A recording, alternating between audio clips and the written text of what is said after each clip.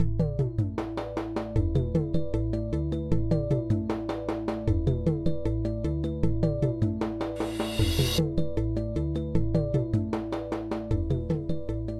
again, everyone. Welcome back. Today I'm reviewing the latest cigar from Camacho in the Ditka line. This is the Ditka Game Time. And it comes in one size. Right here it is. 6.5 by 54 Gigante is what they're calling it. This is actually the 7th blend in the Ditka series or line that Camacho has put out. Interesting about this cigar, the blend it uses is a 4-country blend. We've got the wrapper is Nicaraguan, binder is Brazilian Mata Fina, the filler is Dominican and Honduran. So there were 20 count boxes. These come in 20 count boxes, 2,500 boxes total produced. Average price around $11, and that's about what I paid for this one. Very thick, large cigar, actually. There's the density. And it is fairly dense feeling in the hand. Now, I've reviewed most of the other 6. Not every one of them. Some of them snuck by. But without exception, they all did very well. So I'm looking forward to this one with the addition of the Brazilian Mata Fina. That should give it some creaminess. We'll see. So let's get right to it. The new Ditka Game Time.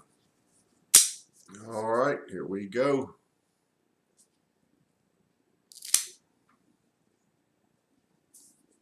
Great draw. Yep, basically effortless.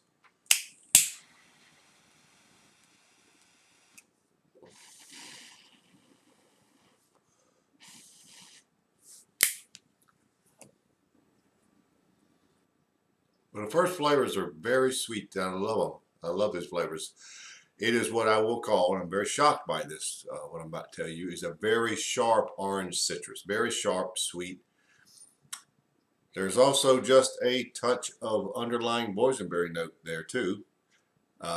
Massive amounts of black pepper. I would put it at least an 8. And those are the flavors that you're hit with right up front. Now, there's going to be more development, but right when you light up, that's what you're going to get. And I don't know anyone that wouldn't like those. Now, there's going to be deeper flavors and what have you, and we'll get to those. But that's what you're going to expect to taste right at light up.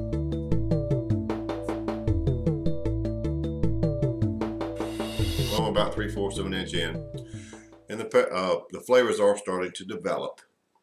I will stick with the very sharp, sweet orange citrus, but it has brown sugar attached to it now. The boysenberry notes are gone. And there is a little white chocolate flavor, a creaminess, which could be from that Mata Fina.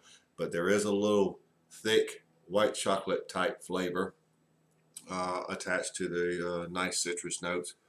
Dry wood notes I've picked up on, and nice little black coffee base. Not an overbearing coffee, but just a nice coffee base. Medium-ish.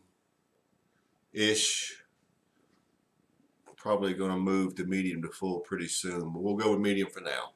We're only 3/4 of an inch in. And it's a very thick cream finish.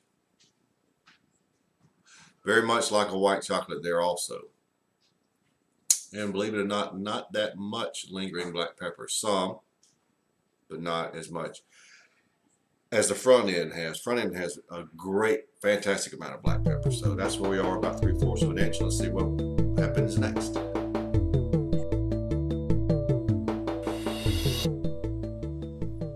I'm about 2.5 inches in. Roughly 4 inches remaining, plus or minus. The flavors really haven't changed, but I'm noticing a little difference in the intensity of each flavor. The lead flavor is still that sweet, tangy, sharp orange citrus. But there is quite a bit, the dry wood notes and the white chocolate notes seem to move in different amounts or directions from time to time. there is a sort of an effervescent type feel to this cigar. The pepper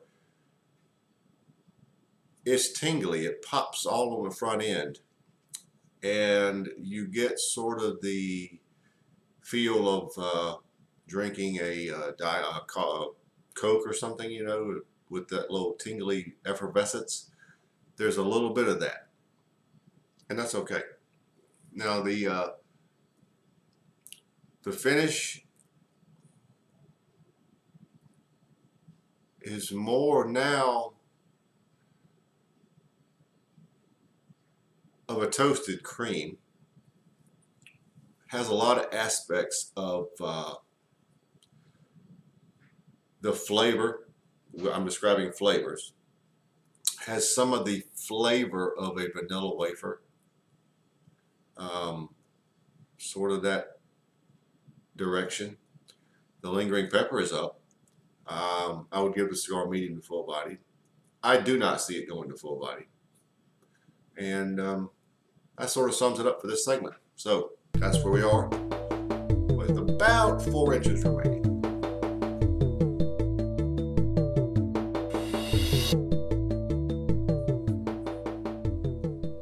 Well, we're down to the end, so let's wrap it up. It was a good jump from the last segment to this one, but the cigar kind of continued on the same path. However, the brown sugar notes sort of dropped a little bit, but the dry wood and the coffee really elevated.